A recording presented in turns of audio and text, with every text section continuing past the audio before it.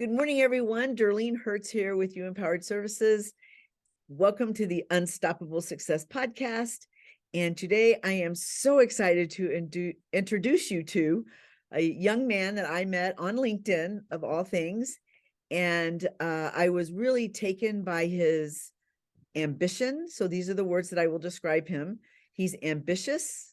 He's fun. He's a dreamer. He's a creator. He's a go-getter. He's a track star, and he moved that track star into medical sales. That's where he's at today, along with he's still in school. And that's one of the things that, Corey, I really want to share with everyone, that part of your journey where you went to high school and then transitioned into college and found such renewed success. So I see Corey as an unstoppable success already, because he's a high achiever, he's a go-getter, and he is just tapping his toes into the world, and you get to meet him today. So without further ado, welcome, Corey. I'm so thankful to have you on my podcast. Thank you so much. I'm happy to be here.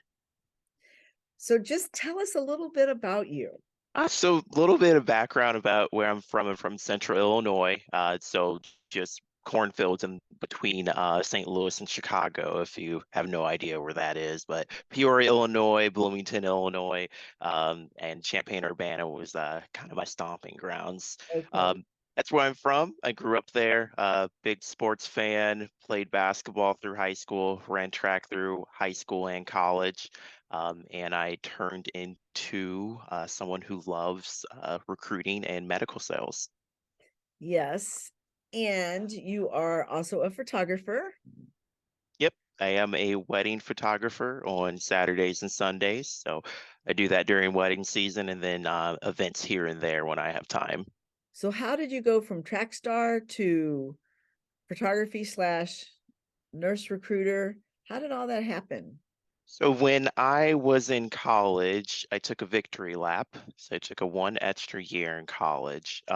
During that time, I had just about all my classes done. Overall, I had two classes left to complete for an entire year in college. So uh, my dad told me to get a full-time job, and I told him that was a little impossible while still having some classes to do.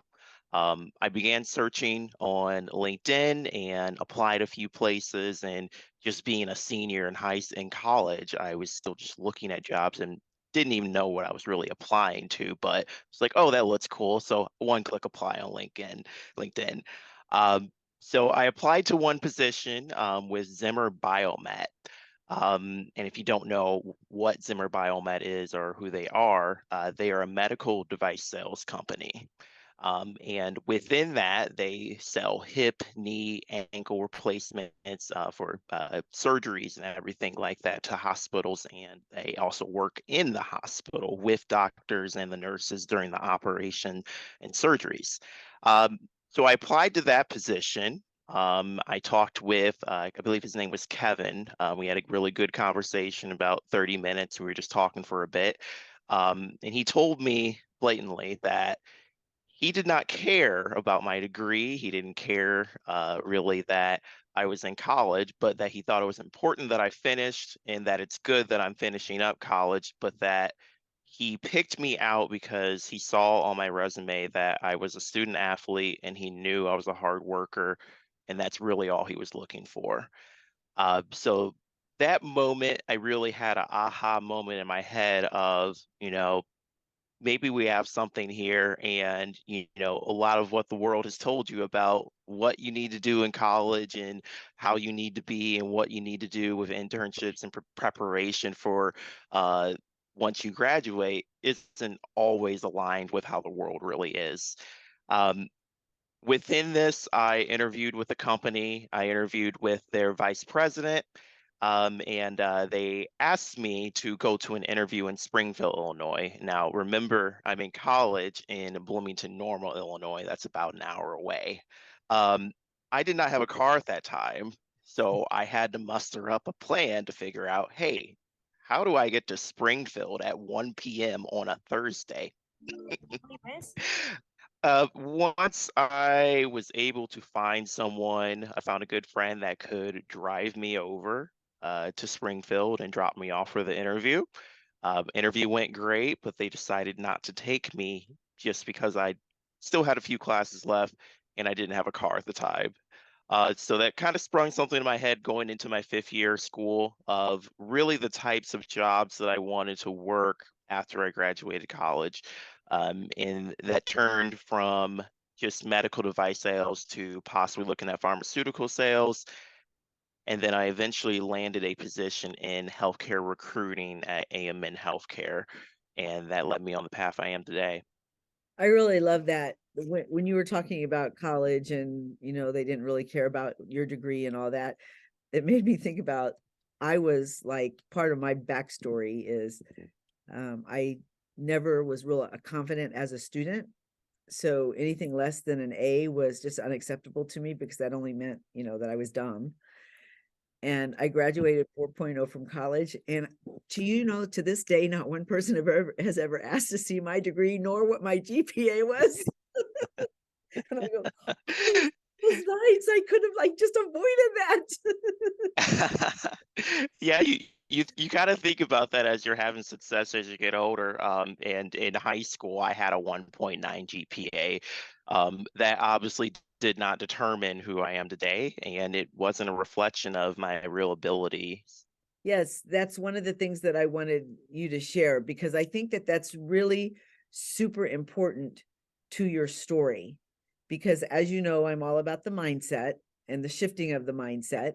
And so, what is it that happened between the high school and the college? Because I think it was a 1.9 to then a 3.4 GPA when you went to junior college. So, Yep. So I couldn't get into any good colleges out of high school just because of my GPA and my ACT score. My parents wanted me to stay close, and they got their wish. There was a college called Lincoln College in Lincoln, Illinois, um, 30 minutes away from my parents' house. So that was perfect for them because they would pop in whenever they wanted to. But once I left high school and got away from my lovely parents, I was able to do what I wanted, schedule my own time with things.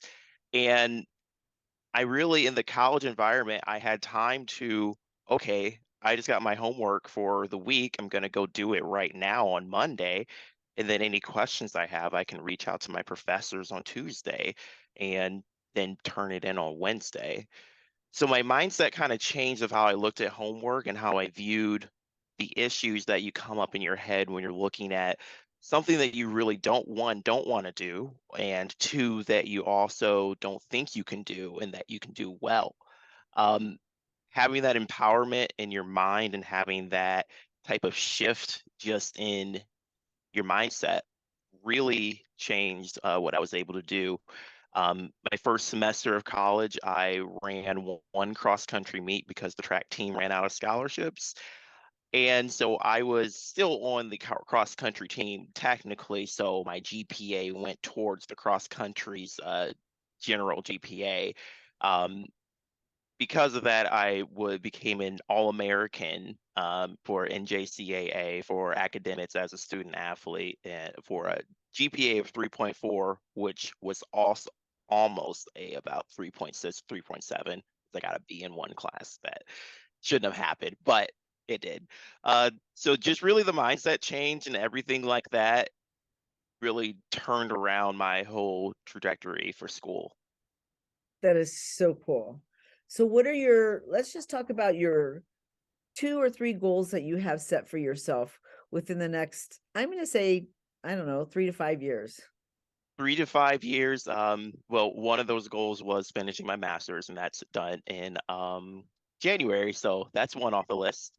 And then we have a second one that would be to get into Loyola University with their doctoral program in healthcare leadership. That's my next big goal. The third goal, I'll have to think about that for a bit.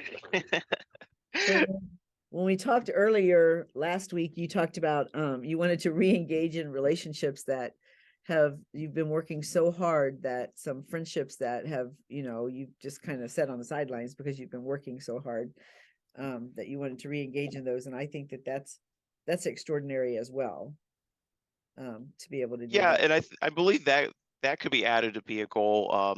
Some coworkers and some good friends I've met along the way. Some of them have children now that I haven't even met the children. I haven't really been able to travel and go see all my friends that are spread out across the country. So I guess the third goal would be to travel more and work from my friends' houses. Nice. Perfect. I love that. It is, I was thinking when you were talking about that it's so interesting that like for me, because I'm like old enough to be your mother, if not your grandmother, that um that I think that it is so important for me to surround myself by like-minded people. And I would say as important for me as it is now for you, as you're beginning your career, as I am in this phase of my career, because the mindset of so many people that are my age and my friends, right? My friends of days gone by, is that they're retired, they're out playing pickleball 2 and 3 times a week. They they are staying home with their grandchildren, and all of that is perfect for them and not for me. And it's just been so interesting.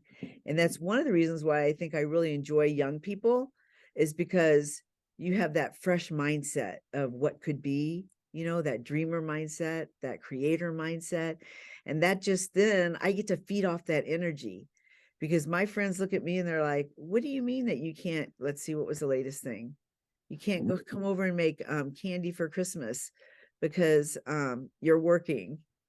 What's with that? And I'm like, well, that's a true story. So, just making sure that I'm surrounded by those people that have that mind. And that's why I love networking, and that's why I hang out on LinkedIn. It's the same thing as to, if I get to be that for people, and then I get to receive that from people as well. And of course, on LinkedIn's where all the professional folks are hanging out. So that always has that emphasis, which I really enjoy. So you were talking to me earlier when we talked about what the name of this podcast is, Empowered by Independence. And that was one of the things that struck me about you, is that once you got my word, freedom to be independent, you really truly ran with that. You alluded to that earlier.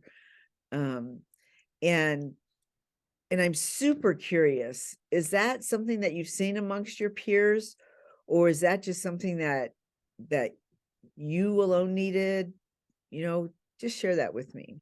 I believe it's different for a lot of different family backgrounds, and a little bit about my family. I have a wonderful family that has helped me pay for college, and I never went hungry. So I have two great parents that worked full time and did everything they could for me. Along with that, they were very strict and very a little controlling of what they wanted me to do with my life and how important some things were to them that they instilled in me. Um, their wants and desires were for me to be the best that I possibly could be. But they had strong opinions about how I could get that way and what I should do to get there. So I think in some families, when you have parents that are successful, and then you also have children who kind of need to find their way or need to go experience things to find their way, there's a little bit of a issue there. And I kind of found that a little bit with my family, that they are so loving and protective of me, and they really didn't want me to go away to go to college. And 30 minutes was even a lot for my mother. And, it also was a lot for me because you had that protection and that Mhm. care. But I really needed to be in the middle of a cornfield in Illinois to really find myself. Yeah, 100%. I think that's super, super cool that, I mean, in the end, it always works out the way that it's supposed to. So I always say choice is a powerful thing, suffering is optional.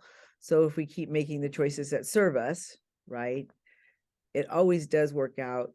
And you appreciate that independence so much more now that you know what it's like not to have it, so to speak. And so that's just something that I think that you bring to the table. That's a really cool conversation to have with people.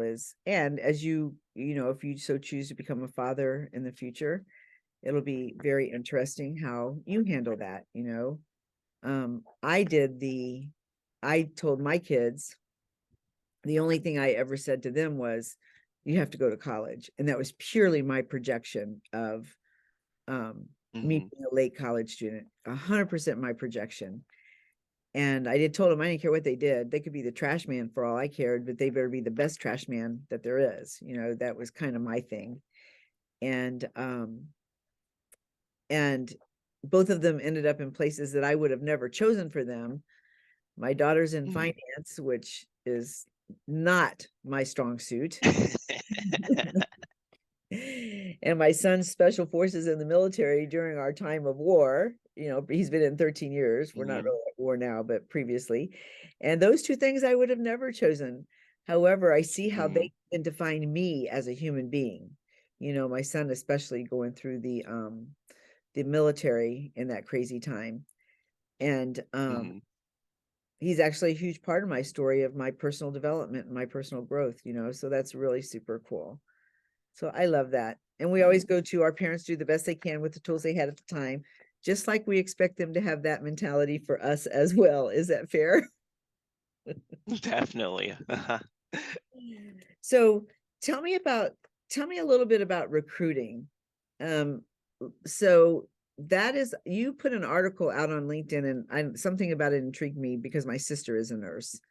And if I was going to pick a career for somebody, it would be her, because I think she would just be a fabulous traveling nurse. And so that's what attracted me when you had put that on there. So tell me what that's like to be a recruiter for them. It's a very interesting complex, that being a recruiter is something that I've learned the past 4 years. Is there's so many different angles and avenues to it that isn't on the forefront of when you think of a recruiter and you think of someone that places people with jobs. Um, as I look back at the beginning of my recruiting career, there were so many things I was just missing within everything. And I was, wondering, why did this go wrong? Why did that go wrong? Why did this person disappear? But over the years, you begin to learn how to relate to people and how to talk to people and how to not only try to understand but also have them know that you are trying to understand them, their needs, their wants, and their desires. Um, there's millions of jobs out there for travel nurses. Every nurse does not fit the perfect mold for specific jobs, for specific areas, for specific hospitals. So taking a nurse, looking at their resume, seeing them as a person, and understanding what they're needing is really the forefront of what I do. I have one nurse that's in Chicago, and she started traveling with me earlier this year. And she's actually a good friend. We took a few college classes together at ISU. Um, she has two of the most adorable dogs, and they go everywhere with her.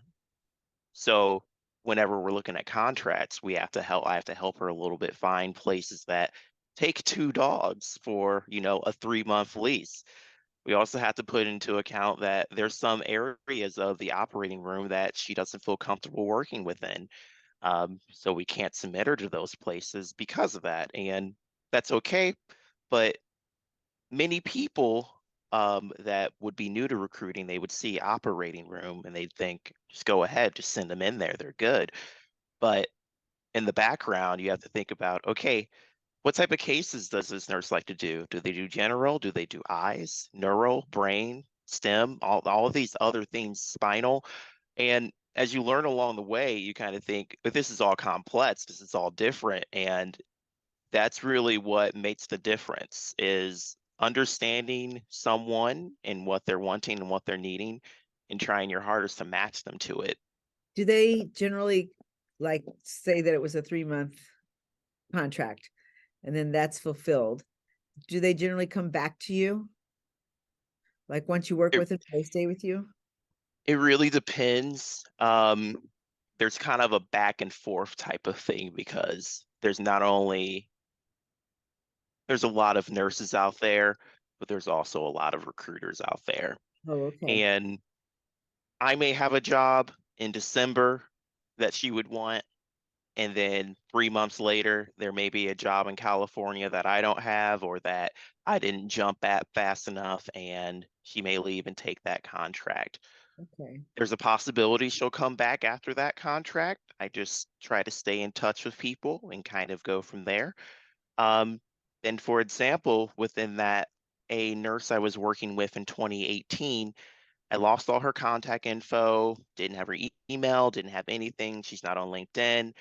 So she was just kind of gone and lost. And a nurse that I was recruiting put her down as a reference. I recognized the Milwaukee area code, and I was like, "That's my girl Joyce. I know." I was like, "I know her." I gave her a call. I was like, "How are you doing?" She was like, "Corey, I've been looking all over for you."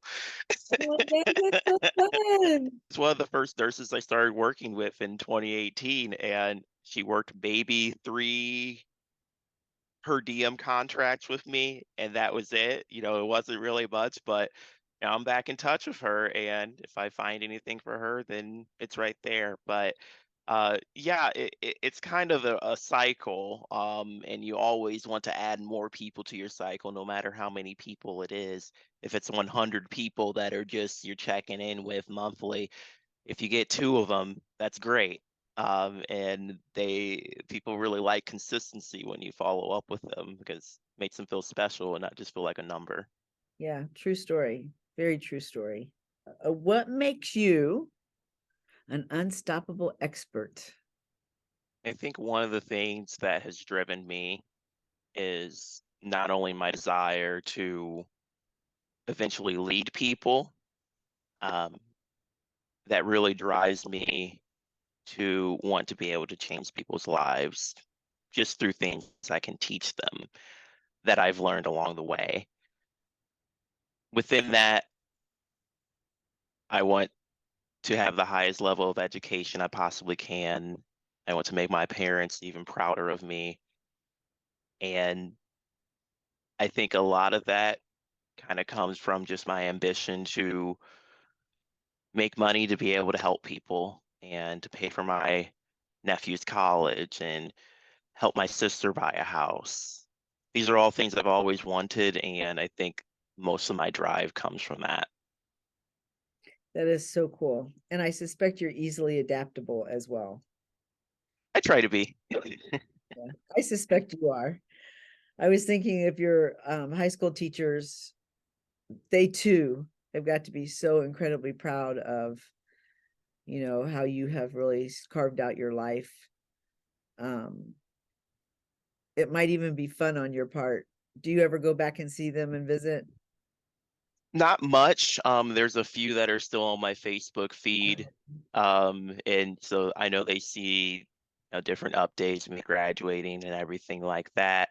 Um, and some people I've had that have just been mentoring me for years, and this goes all the way back to in fifth grade when I was at a church in Peoria, and a man named Mike was just always caring for me, and he still sends me a birthday card on my birthday every year That to is this day. so cool. And he's just always been kind of a person that has just always just had positive things to say no matter what. And we don't talk that much at all, but really, he's one of the reasons that I am in the place I am just from having a light little positivity of you're good, you're doing great. And he always tells me how much of a joy it has been to watch me grow into who I am today.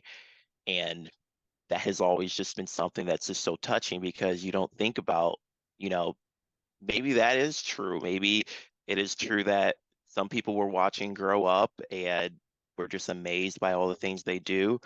And we don't tell people those things enough. And who knows what they could do with that. Yeah, that's so cool. And to hear you say that you're a mentor, you mentioned that earlier, um, because I only believe it takes one person to believe in us, just one person. And it sounds like you had your person. My sister is 62 years old.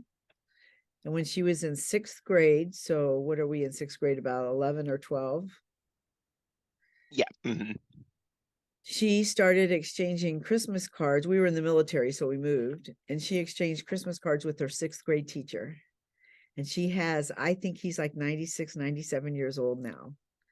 And so this can be you and Mike in, a couple of years. He's so cool. But remember this conversation, because when that happens, when you're 60 years old, you're going to just be, man, this is like really true. This life is pretty cool like this. It really is just something that you look back on, and I have more mentors than I can count. So many people have involved themselves in my life just as success and just good advice. And for example, I have a few mentors from back home in Peoria, and when I bought my house, I did not tell my parents because I did tell you that they were very, very, oh, it has to be like this, it has to be this, it has to be that. I told my mom when I was looking at one house that was one bedroom, one bathroom, and my dad interrupted and said, well, where are we going to stay? There's not enough room for us. We need a separate bathroom. So when it came to buying my house, I didn't tell my parents that I was putting in a bid on a house, and I was really scared. I didn't know what I was doing, and there were so many repairs that were needed for this place that I'm sitting in right now. And I called one of my mentors, and he was like, "Oh, Corey, that house is gonna be gorgeous. It's gonna look so pretty when you're done with it. You're gonna Oh, love it there." And so I went for it, and my parents walked in, and I didn't tell them I bought it. I told them I was renting it from a friend, and then I told them that it was actually mine, and they just were ecstatic and so oh, happy that's so for me. So, yeah, it's really interesting how the little things and just little touches from people just absolutely can change so many things. I love it. And then I just have to ask, do you have a bedroom for them? I do. They're actually There, Good. my dad's coming down this weekend because he's been gone for a little while. My brother moved in for a bit, and he moved out. And so they're like, okay, we're coming down and we're redoing the bedroom. We're taking down the wallpaper, blah, blah, blah. And I'm like, okay, all right. Hey, if they're going to take down that wallpaper, let them. Well, Corey, this has just been a real joy getting to know you and getting to share who you are with my audience. I really want to say thank you, number one, for your time. And I stand in gratitude for your generation, for all of your hard work, your work ethic, all the things that you're willing to share with other people so that they too then can have their opportunity for growth. You are just such a fine young man, and I'm just really, really super excited to get to know you. Really, it's been a pleasure, and you're an amazing person. And thank you so much for this. It's Thank been a you. lot of fun. Thank you.